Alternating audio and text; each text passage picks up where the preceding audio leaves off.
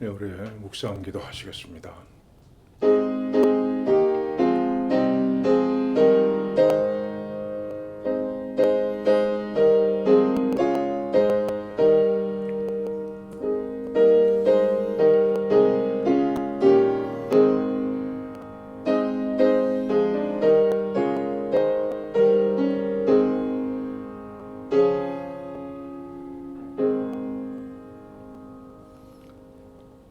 하나님 아버지, 오늘도 저희를 하나님 말씀 앞에 불러 세우심을 감사드립니다.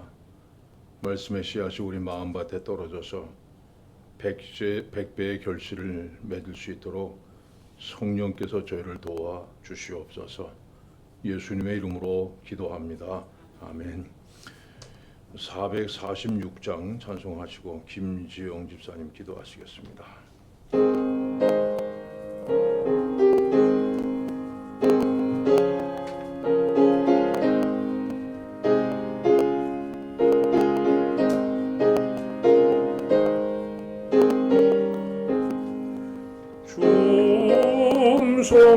성회에는 참 기쁨 없도다. 날 사랑하신 주 늘 계시옵소서. 기쁘고 기쁘도다. 항상 기쁘도다. 나 주께 왔사오니 복 주옵소서. 나 주께 왔으니 복 주시옵소서. 주 함께 계시면 큰 시험 이기네. 기쁘고 기쁘도다. 항상 기쁘도다. 나 주께 왔사오니 복 주옵소서. 주 떠나가시면 내 생명 헛되네. 기쁘나 슬플 때 늘 계시옵소서. 기쁘고 기쁘도다. 항상 기쁘도다. 나 주께 왔사오니 복 주옵소서. 그 귀한 언약을 이루어주시고 주 명령 따를 때 늘 계시옵소서. 기쁘고 기쁘도다. 항상 기쁘도다. 나 주께 왔사오니 복 주옵소서.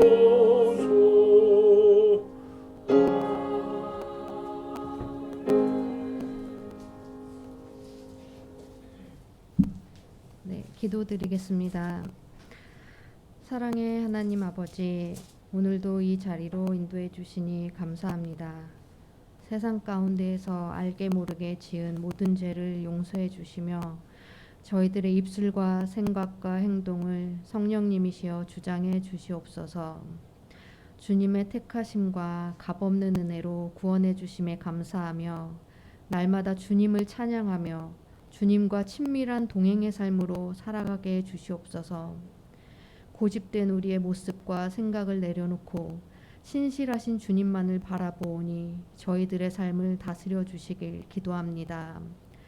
오늘 말씀을 전해주시는 목사님께 영육간의 강건함으로 붙잡아 주시길 기도하며 내 영혼이 주님을 사랑하고 의지하며 우리 주 예수 그리스도 이름으로 기도합니다. 아멘.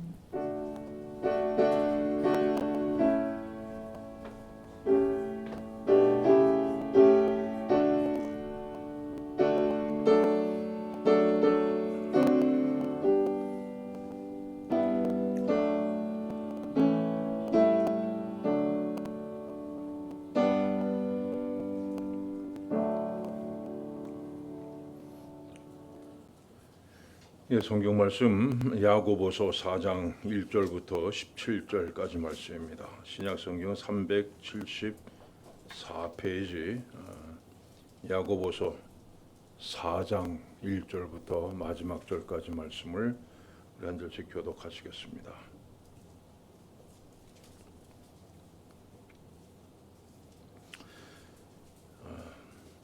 너희 중에 싸움이 어디로부터 다툼이 어디로부터 나느냐? 너희 지체 중에서 싸우는 정욕으로부터 나는 것이 아니냐?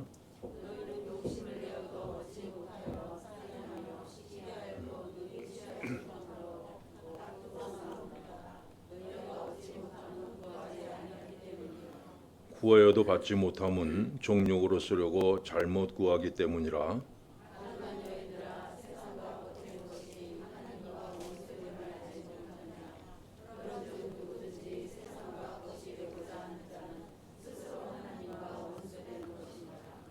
너희는 하나님이 우리 속에 거하게 하신 성령이 시기하기까지 사모한다 하신 말씀을 헛된 줄로 생각하느냐?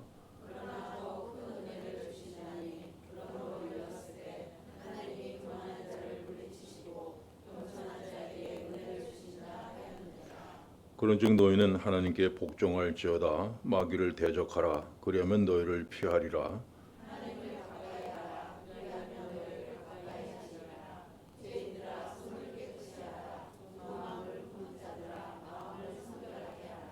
슬퍼하며 애통하며 울지어다. 너희 웃음을 애통으로 너희 즐거움을 근심으로 바꿀지어다.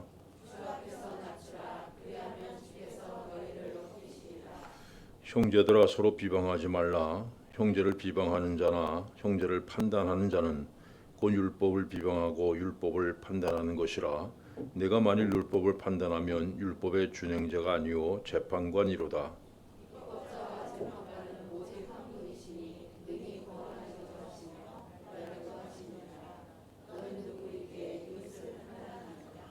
들으라. 너희 중에 말하기를 오늘이나 내일이나 우리가 어떤 도시에 가서 거기서 1년을 머물며 장사하여 이익을 보리라 하는 자들아.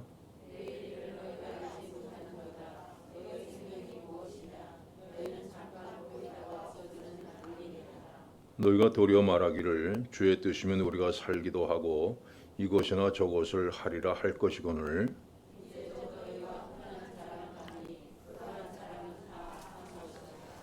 그러므로 사람이 선을 행할 줄 알고도 행하지 아니하면 죄니라. 아멘. 야고보서가 이제 벌써 다음 주면 끝납니다. 야고보서를 우리가 다 또 공부를 하게 되는데 5,000년 인류 역사에 커다란 전쟁만 15,000번 일어났습니다. 상당히 많이 일어났죠. 1년에 평균 2.6회씩 커다란 전쟁이 일어난 겁니다. 지금도 역시 전쟁이 일어나고 있죠. 우크라이나하고 러시아하고의 전쟁인데 전에는 전쟁이 그 전쟁하는 나라만 문제였는데 이제는 전 세계가 아주 몸살을 앓고 있습니다. 그런데 우리에게도 이런 싸움이 끊이질 않습니다. 첫째는요. 오늘 말씀은 믿음의 형제들끼리 서로 싸운다 말씀합니다. 봅시다. 너희 중에 싸움이 어디로부터 다툼이 어디로부터 나느냐? 너희 지체 중에서 싸우는 정욕으로부터 나는 것이 아니냐? 여기 보면 너희 지체 중에서 이렇게 얘기했어요. 우리 교회는 그리스도의 몸이고 우리 성도들은 다 지체인데 지체 중에서 서로 싸운다 이렇게 말씀하고 있습니다. 그 다음에 한번 봅시다. 형제들아 서로 비방하지 말라. 비방하는 자나 형제를 판단하는 자는 곧 율법을 비방하고 율법을 판단하는 것이라. 내가 만일 율법을 판단하면 율법의 준행자가 아니요 재판관이로다. 여기서도 역시 형제들아 이렇게 교회 안에서 형제 자매들끼리 서로 비방한다 이렇게 말씀하고 있습니다. 아름다워야 할 그리스도인의 교제가 서로 나눠지고 서로 싸우는 경우가 많이 있습니다. 근데 이런 싸움의 역사는요, 교회가 이 땅에 세워지기 이전부터 예수님의 제자들 사이에서 맨 처음 시작됐다. 성경은 말씀합니다. 한번 봅시다. 제자 중에서 누가 크냐 하는 변론이 일어나니 제자 중에서도 야, 내가 더 크다, 누가 더 높은 자리를 차지하느냐 하는 그런 싸움이 있었다고 말씀합니다. 그뿐만 아닙니다. 초대교회도 있었습니다. 봅시다. 그때의 제자가 더 많아졌는데 헬라파 유대인들이 자교의 과부들이 매일의 구제에 빠짐으로 히브리파 사람들을 원망하니, 초대교회는 성령 충만했죠. 근데도 이런 다툼이 있었다. 성경은 기록합니다. 그다음에 봅시다. 너희 중에 누가 다른 이와 더불어 다툼이 있는데 구태여 불의한 자들 앞에서 고발하고 성도 앞에서 하지 아니하느냐. 형제가 형제와 더불어 고발할 뿐더러 믿지 아니하는 자들 앞에서 하느냐. 고린도 교회는 싸우다가 그 싸움이 세상 법정까지 가는 사례가 있었다. 이렇게 말씀하고 있습니다. 그뿐 아닙니다. 갈라디아서 봅시다. 만일 서로 물고 먹으면 피차 멸망할까 조심하라. 갈라디아 교회는 서로 물어뜯는 그런 그 싸움이 있었다. 그다음 봅시다. 모든 겸손과 온유로 하고 오래 참음으로 사랑 가운데 서로 용납하고 평안에 매는 줄로 성령이 하나 되게 하신 것을 힘써 지키라. 역시 에베소 교회도 이 교인들의 화합을 깨뜨리는, 그래서 평안에 매는 줄로 성령이 하나 되게 하신 것을 힘써 지키라 이렇게 부탁을 하고 있습니다. 그다음에 또 봅시다. 빌립보서 내가 유오디아를 권하고 순두계를 권하니 주 안에서 같은 마음을 품으라. 이 두 사람은 아마 그 여전도의 회장이나 부회장쯤 됐던 것 같아요. 이 두 여인이 그 갈등이 있어서 빌립보 교회 분위기가 상당히 어둡고 안 좋은 것을 우리가 알 수 있습니다. 이처럼 교회 안에서 싸움은요, 역사가 요구합니다. 교회가 생기기 전부터 싸움이 시작됐죠. 그래서 이 땅에 교회가 존재하는 한 이 싸움은 그치지 않을 겁니다. 그러면 우리가 생각해 봅시다. 그럼 하나님께서 왜 이런 싸움을 하도록 내버려 두시는가? 좀 하나님께서 누구든지 교회 안에서 싸움을 시작하려고 하면 입을 탁 막아버리시거나 아니면 귀를 막아버리시거나 그러면 될 텐데 하나님 그렇게 안 하십니다. 거기엔 분명히 이유가 있을 거예요. 여러분, 그 이유는 교회란 곳이 우리 믿음이 훈련받는 장소이기 때문입니다. 다 모든 게 편안하고 다 즐겁고 다 화목하고 하면 믿음이 훈련받을 수가 없어요. 갈등이 생기고 거기다 싸움이 생기고 그 고민이 생겨야, 이래서 그때 우리가 믿음이 비로소 훈련을 받습니다. 봅시다. 무엇보다도 뜨겁게 서로 사랑할지니 사랑은 허다한 죄를 덮느니라.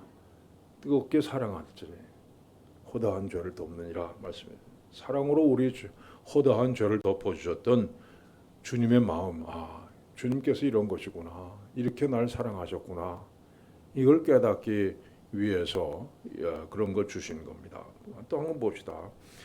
내 사랑하는 형제들아 너희가 알지니 사람마다 속히 하고 말하기는 더디하며 속내기도 더디하라.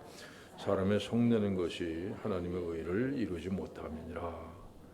어떤 싸움이 생겨났을 때 우리는 어떻게 하라고요? 듣기는 속히 하고 말하기는 더디하고 속내기도 더디하라 이렇게 말씀했어요. 하나님의 의를 이루지 못한다. 여러분, 예수님을 닮아가는 겸손 그리고 온유함을 우리가 배우기를 원하시기 때문입니다.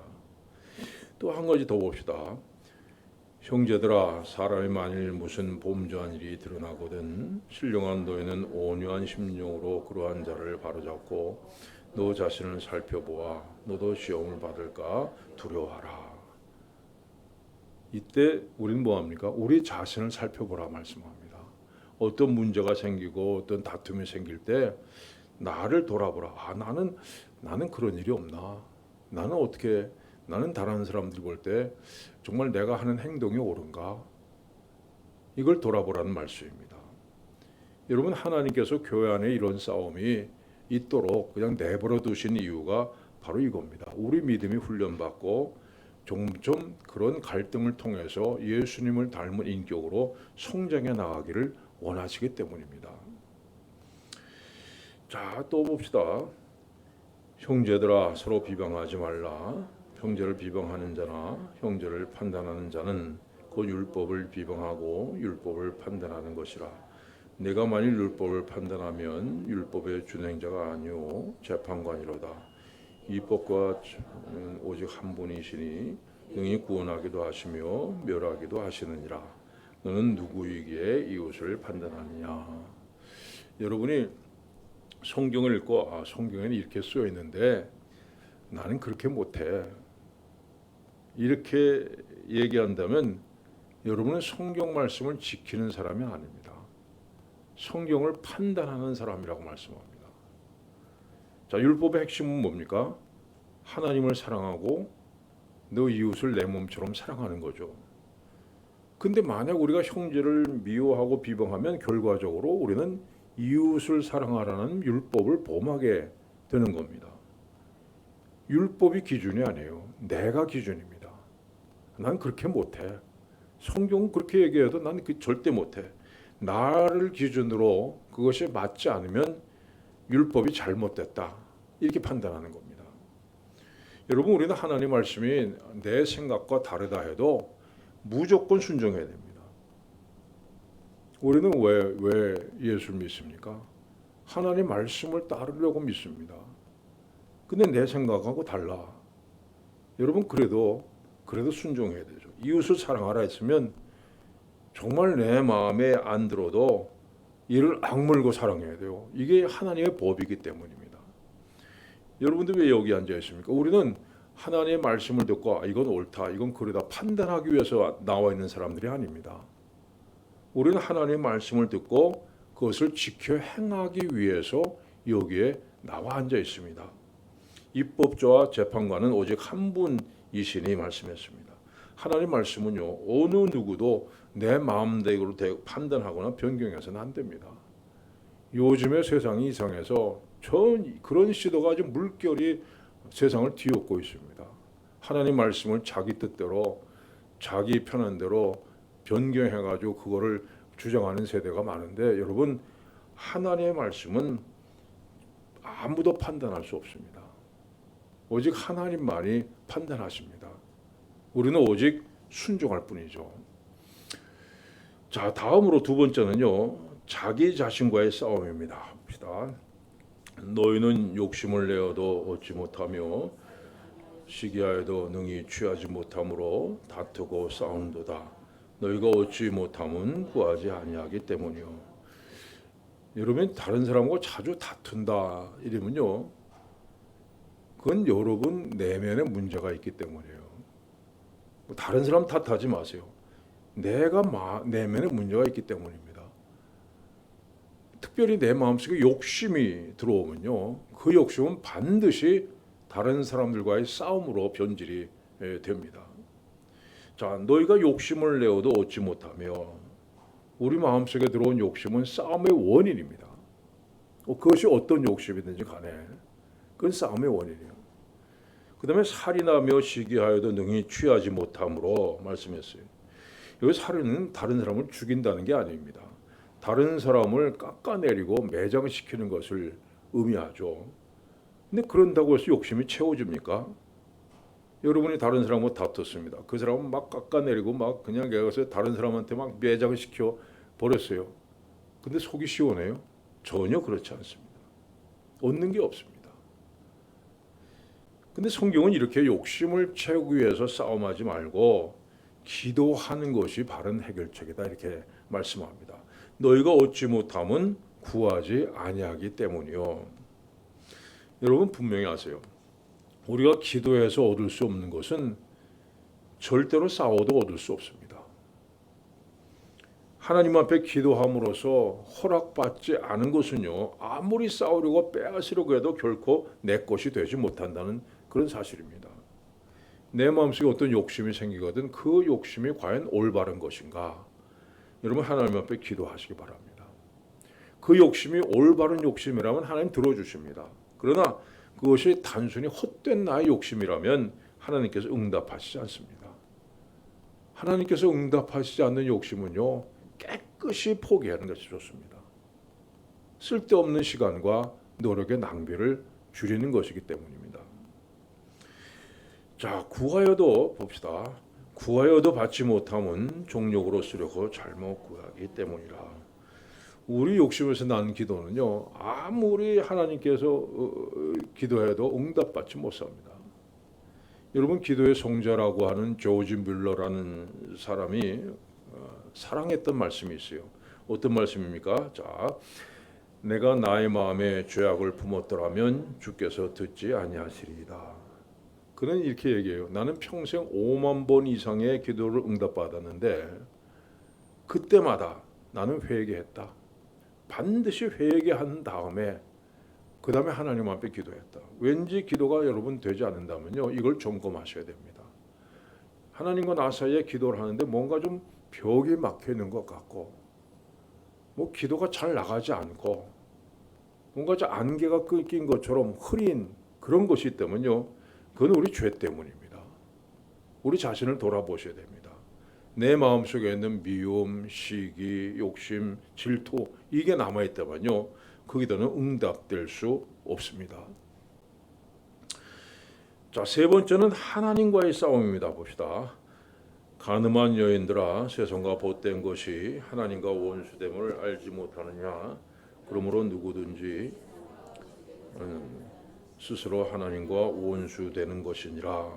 여기서 가늠한 여인들이라면 세상에 신부된 우리들이 그리스도를 떠나서 세상과 보시되어서 살아가는 그 상태를 의미합니다. 여러분, 우리가 하나님을 떠나가면요, 다음에 세 가지를 가까이 하게 됩니다. 첫째는요, 세상을 가까이 하게 돼요. 세상과 보탠 것이라 이렇게 얘기했습니다. 우리가 세상과 보시되면, 친구가 되면 반드시 하나님과는 원수가 돼요.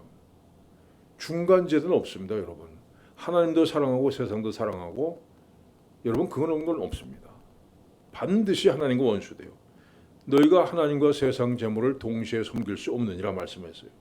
세상과 친구된 사람은 세상을 사랑하게 되고, 세상을 사랑하다 보면 세상을 본받게 되고, 결국에 어떻게 해요? 세상이 심판받을 때 같이 심판을 받게 됩니다. 마지막에 세상과 같이 심판을 받지 않으려면 세상을 거부해야 됩니다. 그리고 하나님과 친구가 되기를 힘쓰십시오.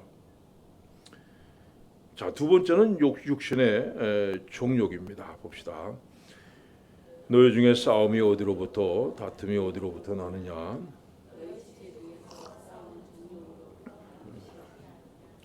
여러분, 우리 육신의 정욕, 육체가 마음에 원하는 것은요, 반드시 성령을 대적합니다.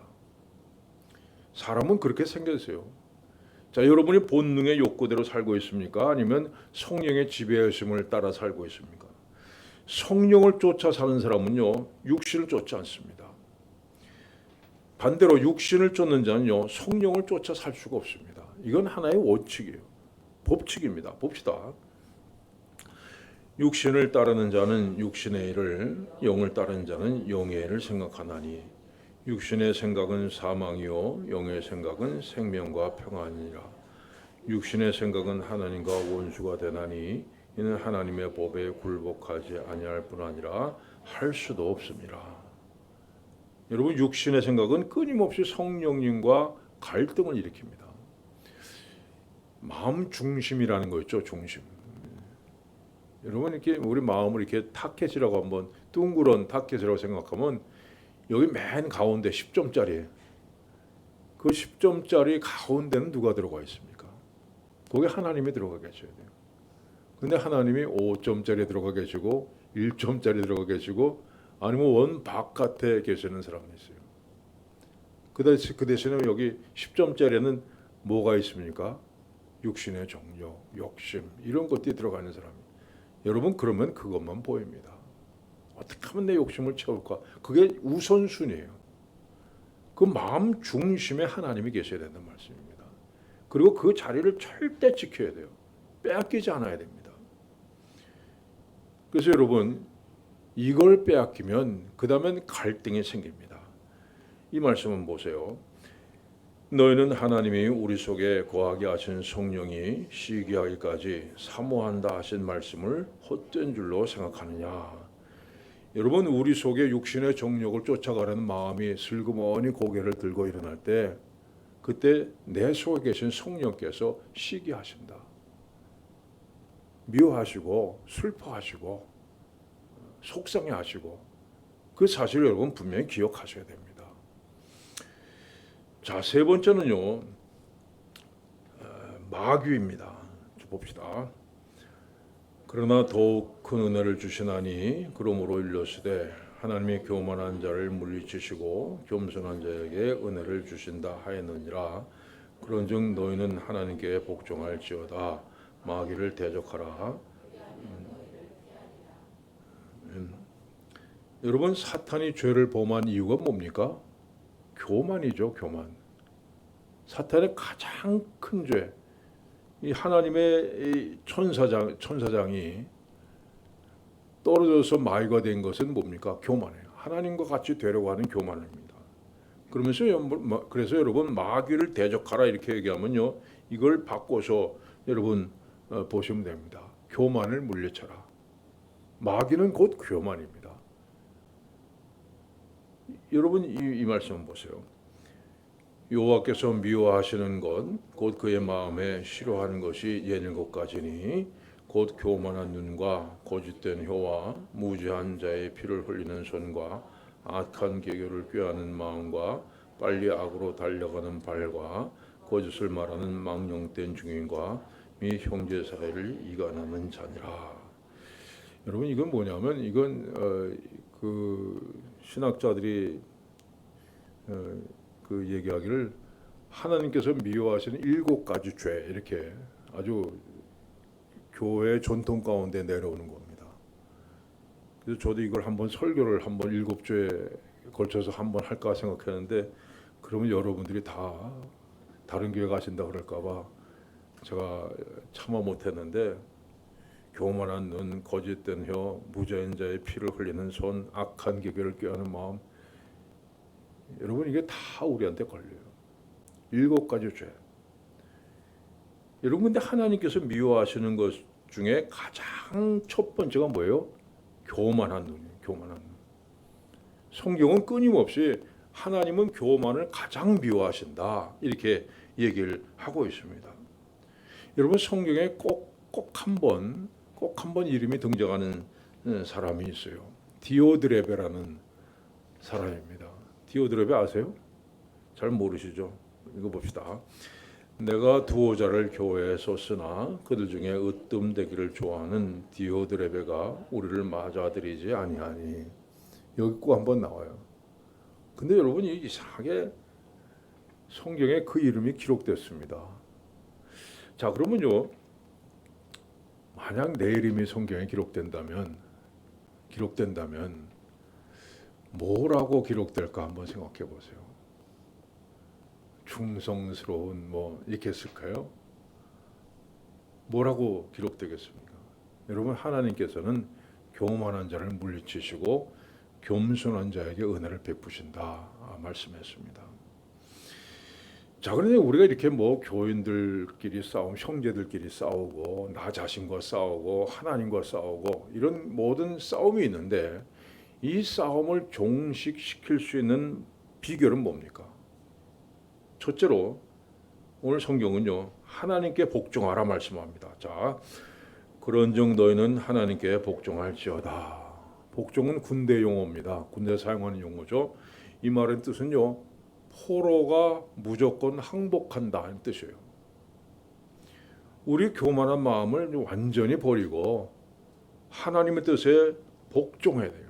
하나님 우리 생명을 주고 계신 하나님 사랑하라. 예, 사랑하겠습니다. 7번씩 70번 용서해라. 예, 그렇게 하겠습니다. 썩어지는 미랄이 되라 하면 여러분 그냥 앉아서 썩어지겠습니다.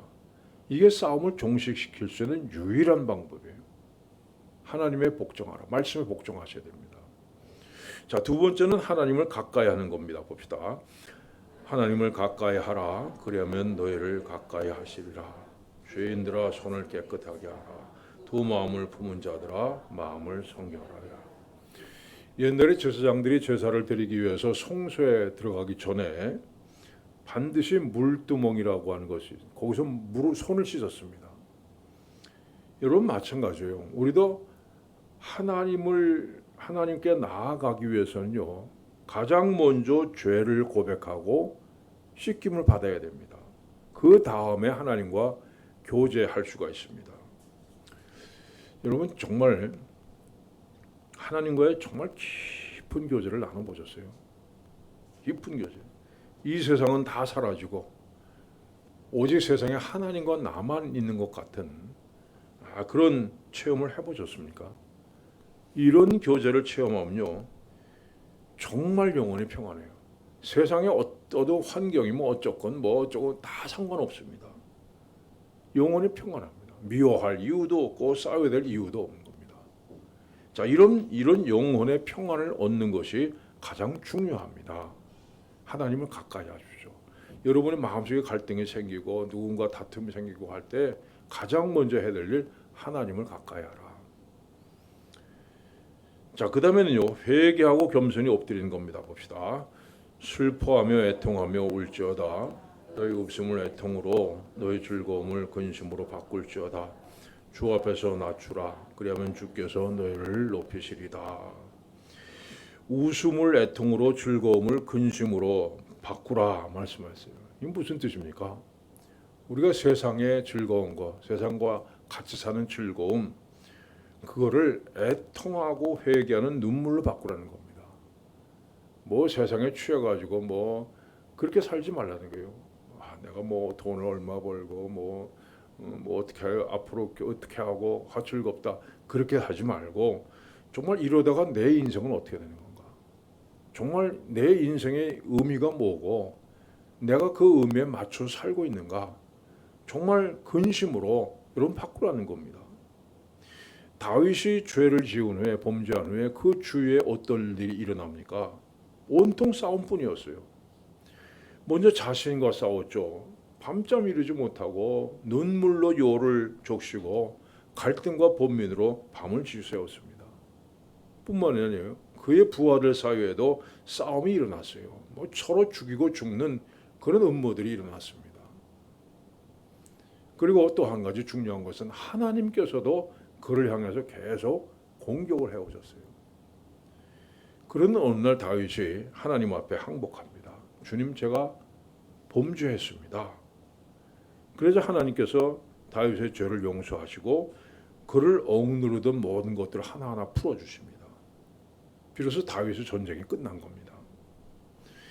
자, 여러분 오늘 여러분 삶 가운데 이런 싸움이 있습니까?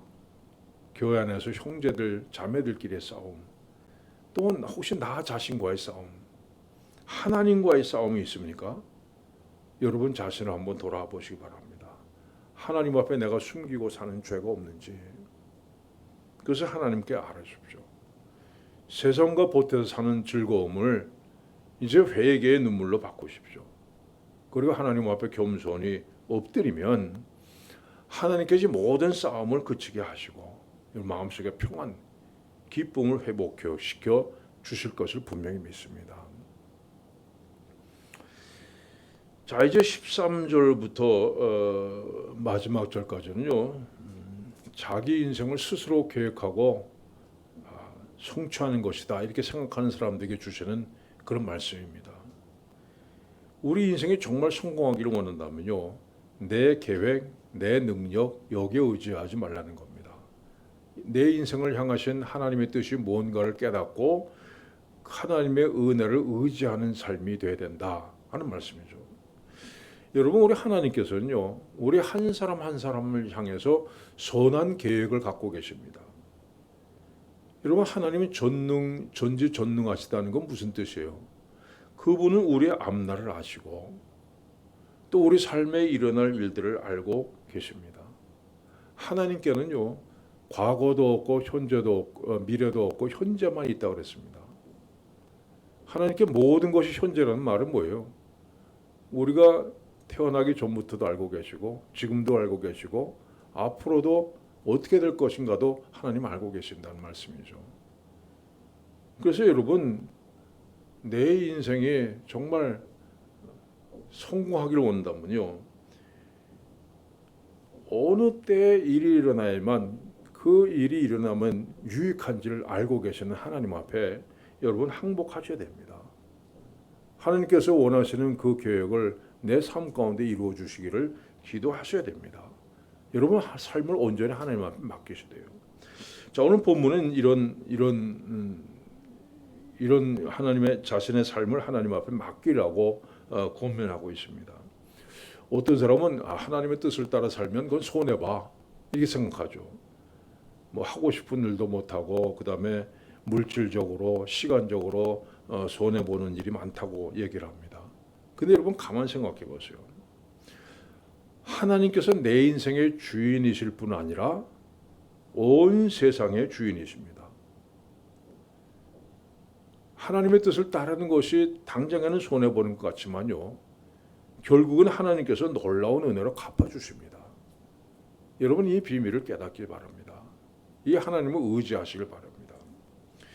자, 오늘 본문에는 하나님의 뜻도 모르고 하나님의 뜻에 관심도 없고 그저 자기 마음대로 살아가는 사람들이 등장하죠.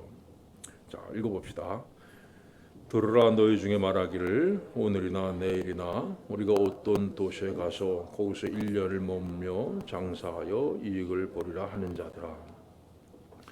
지금도 마찬가지입니다만 유대인들이요 옛날부터 뛰어난 상수를 가지고 있죠. 근데 야고보서가 기록될 당시에는 유럽 그다음에 북아프리카에서 새로운 도시들이 많이 생겨나던 그 시기입니다. 근데 이런 신흥 도시에서 유대인들을 많이 끌어들였습니다. 왜냐하면 유대인들이 오면 상거래가 활발해지고 도시 자체가 발달을 하기 때문입니다. 그래서 유대인들은 이런 신흥 도시들에 진출해서 상권을 확보해 나갔습니다. 이 본문에 이런 배경 속에서 기록됐습니다. 자, 몇 사람의 상인들이 모여 앉아 있습니다. 지도를 아마 하나 펼쳐놨을 거예요, 가운데. 자, 옆에 이제 우리가 이제 막 개발하기 시작한 신흥 도시에 가서 장사를 좀 하자. 먼저 떠날 날짜를 정합니다. 오늘이나 내일이나 언제쯤 떠날 거냐. 내년 1월 좋겠다. 1월로 정합니다. 그 다음에 우리가 어떤 도시에 가서 갈 곳을 정합니다. 이 우리말 성경에는 어떤 도시라고 했는데요. 그 원문 성경에는 이 도시라고 되어 있어요. 바로 이 도시라. 내가 한번 가본 적이 있는데 아마 이 도시가 이제 생기기 시작해서 필요한 물건이 많을 거다. 집들도 많이 짓고 뭐 가구도 많이 필요할 거다. 이렇게 생각했습니다.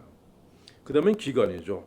1년을 머물며 아마 1년쯤 장사하면 경쟁자들이 많이 들어와서 옮겨야 될 거야. 그래서 1년을 정합니다. 그 다음에 장사하여 어떤 장사를 할 것인가. 한 사람은 뭐 건축자재 팔겠다. 또 한 사람은 뭐 가구를 팔겠다. 한 사람은 또 옷가게를 하겠다. 이렇게 정합니다. 그 다음에는 이익을 보리라 했습니다. 주판을 꺼내놓고 계산을 하는 거죠. 1년 동안 장사하면 뭐 자본이 얼마 들고 뭐 생활비, 교통비 얼마 들고 그거 빼고 나면 얼마가 남을 거다. 이 계산을 다 했습니다.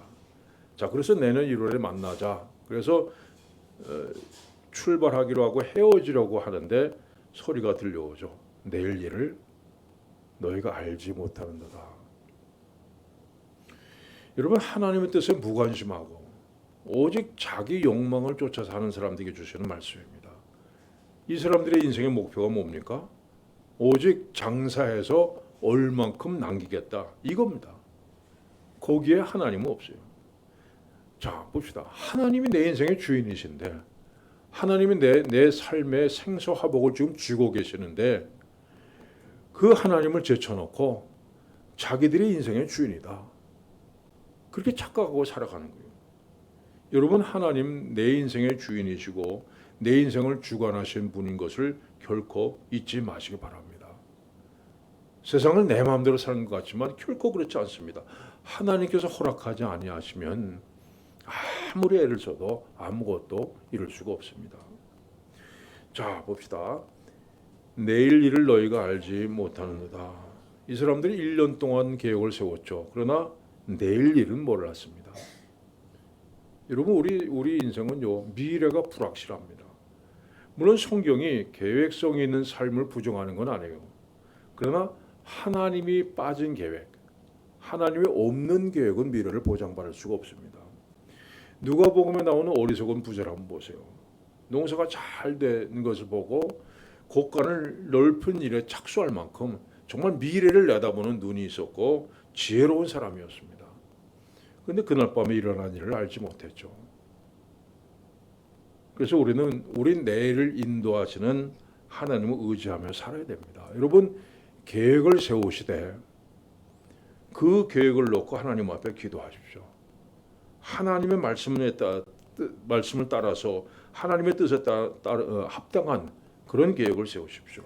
그러면 하나님께서 여러분의 내일도 인도해 주실 겁니다. 자, 봅시다. 너의 생명이 무엇이냐? 너희는 잠깐 보이다가 없어지는 안개니라. 여러분, 나이가 드신 분들은 이게 말씀이 실감 나시죠? 우리 인생이 잠깐 보이다가 없어지는 안개니라. 여러분, 우리는 아무리 오래 산다고 해도 하나님의 시간표에서는 정말 잠깐 있다 사라지는 안개 같은 거죠. 하나님의 시간만 아니라 우리 인간의 시간에 맞춰봐도 우리 인생은 마찬가지입니다. 여러분 보세요. 한 세기 전에 천하를 호령하던 그 사람들 다 어디 갔습니까? 뭐 우리 한국만 봐도 뭐 정말 나라를 손에 쥐고 뭐 흔들던 그 사람들 몇십 년 전에 얼마 되지도 않아요. 그 다 어디 갔습니까? 여러분, 아무리 세상을 손에 쥐고 살아도요, 우리 인간의 삶이라는 건 유한합니다. 잠깐이에요. 근데 그럼에도 불구하고 사람들은 영원히 살 것처럼 생각해요. 착각이죠. 여러분, 우리 인생도 어느 순간 반드시 끝난다. 끝이 있다는 사실을 알아야 됩니다. 그래야 자신의 삶을 제대로 바라볼 수가 있습니다. 어떤 로마 황제는 그 전에 내려온 이야기하면 그 신하 한 사람에게 이런 명령을 내렸답니다. 너는 매일 아침 나를 만날 때마다 패하셔 죽음을 기억하십시오. 이렇게 매일 아침 얘기를 해라. 그래서 맨날 이런 아침 인사를 받으면서 삶의 지혜를 얻었다는 얘기가 있습니다. 여러분, 잠깐 보이다가 없어지는 안개니라. 여기서 보인다는 말은요, 그 원래 뜻은요, 잠깐 빛난다는 뜻입니다. 반짝한다는 뜻이죠. 우리 인생이란 잠깐 반짝하다가 사라지는 겁니다. 여러분, 우리는 우리 인생이 짧다는 것을 깨달을 때 비로소 영원한 것을 생각하게 돼요. 뭐 중병이 들어서 살 날이 얼마 남지 않으면 그 사람은 뭡니까? 영원한 세상에 대해서 관심을 가지게 되는 겁니다. 내가 가진 시간이 짧다. 이걸 깨닫는 것이 중요합니다. 자, 그 다음에 봅시다. 이제도 너희가 허탄한 자랑을 하니 그러한 자랑은 다 악한 것이니라. 허탄이라는 단어는요, 방황한다 이런 뜻을 가지고 있습니다. 근데 좀 더 깊은 의미는요, 없는 것을 있는 것 같이 생각한다는 뜻이에요. 그러니까 내가 계획하면 그대로 될 거다 이렇게 생각해요. 거기에 아무 보장도 없습니다. 그런데 불구하고 그렇게 될 것이다 그거 믿는 겁니다.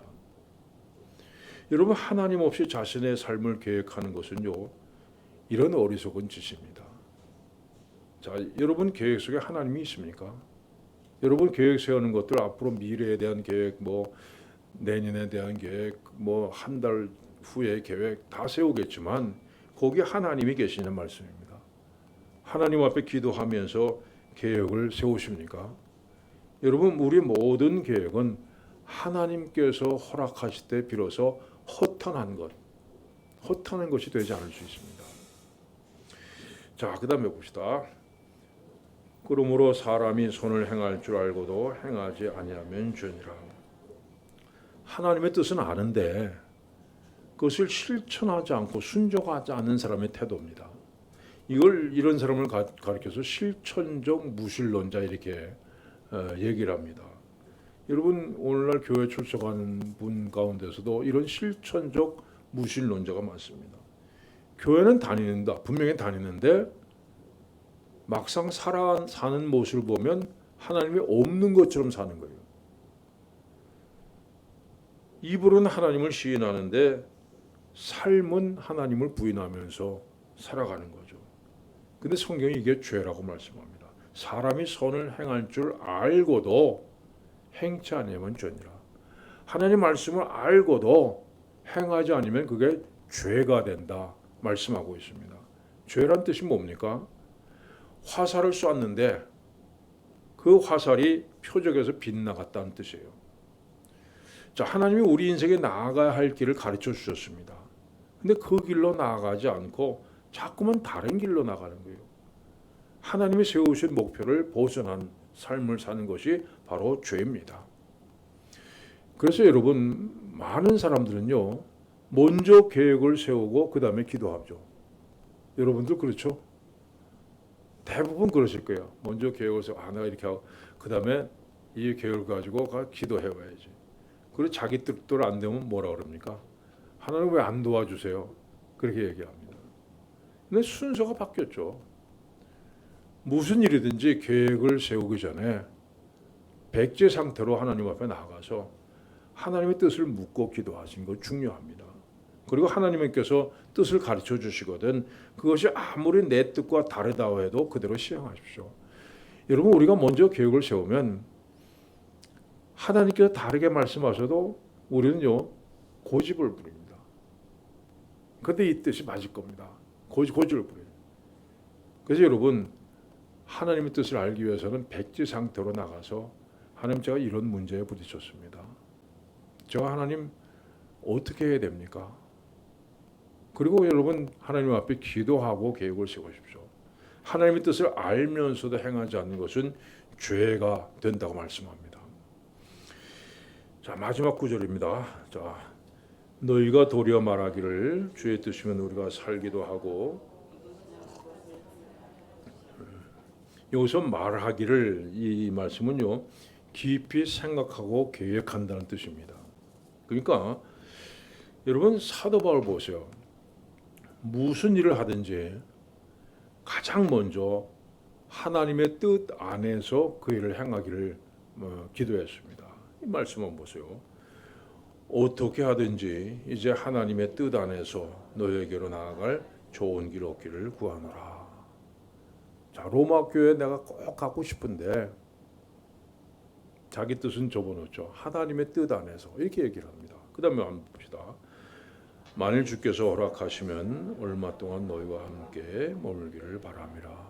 고린도 교회에 가서 얼마 동안 머물고 싶은데 먼저 존재 조건이에요. 주께서 허락하시면 이렇게 얘기합니다. 사도 바울은 모든 일에 하나님의 뜻 안에서 하나님께서 허락하시면 이런 존재 조건을 달고 있습니다. 이렇게 하나님의 뜻에 순종하는 것이 우리 성도들의 가장 첫 번째 조건이에요. 가장 기본적인 것입니다. 주의 뜻이면 우리가 살기도 하고 이것저것을 할 수 있습니다. 여러분 이런 고백을 하며 사시길 바랍니다. 기도하겠습니다. 하나님 아버지 오늘도 말씀을 통해서 우리의 내면의 문제들을 보게 하심을 감사드립니다. 하나님 아버지 우리 내면에는 우리 형제들과의 싸움과 나 자신과의 싸움 그리고 하나님과의 싸움도 있습니다. 이 모든 싸움을 극복하기 위해서 하나님 앞에 온전히 내려놓고 그 말씀에 순종하는 우리를 되게 하여 주시옵소서. 또한 하나님께서 내 인생의 주인이시고 내 생사화복을 주장하시고 내 앞길을 인도하시는 분임을 분명히 깨닫고 하나님 앞에 모든 것을 맡기고 의지하면서 기도하면서 하루하루 살아가는 우리들이 되게 하여 주시옵소서. 예수님의 이름으로 기도하옵나이다. 아멘. 549장 찬송하시고 주기도문 하심으로 예배 마칩니다.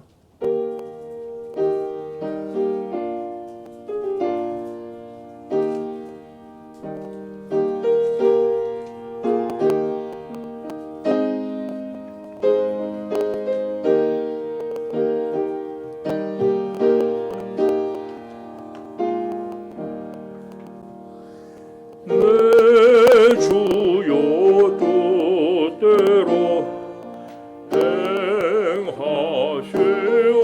행하시옵소서. 온 몸과 영혼을 다 주께 드리니 이 세상 고락한 주인도 하시고 날 주관하셔서 뜻대로 하소서. 내 주여 뜻대로 행하시옵소서. 큰 근심 중에도 낙심케 마소서. 주님도 때로는 울기도 하셨네. 날 주관하셔서 뜻대로 하소서. 내 주여 뜻대로 행하시옵소서. 내 모든 일들을 다 주께 맡기고 저 천성 향하여 고요히 가리니 살든지 죽든지 뜻대로 하소서.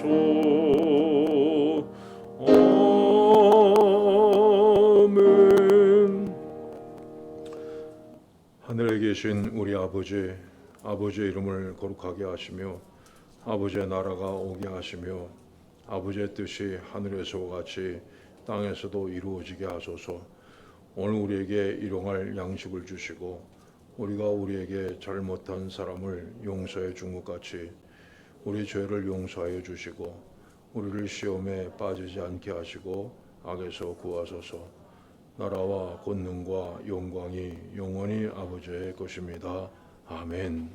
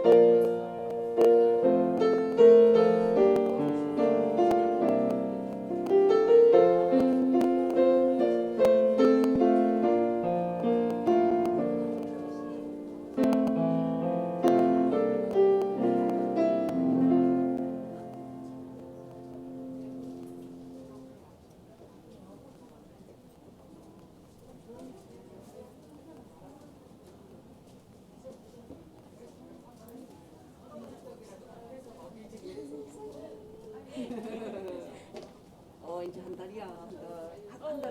한 달이죠. 10월 11월 초인데 11월 초. 10월 말 생각하고 있어요. 맞아요. 두근두근. 시간이 엄청 빠른 것 같아요. 오, 빨라야 좋은데. 얼른 보고 싶은데. 안에 있으면 너무 보고 싶대요, 엄마들이. 나오는 게 나은 것 같아요. 너무 궁금하대. 괜히 불안해가지고. 그러니까. 제가 또 잘못했죠. 아니, 맞는 것 같은데? 아, 맞아요. 그죠? 아닌 것 같기도 하고. 아니다. 이쪽인가 보다. 또 돌릴까요? 네. 돌릴까요?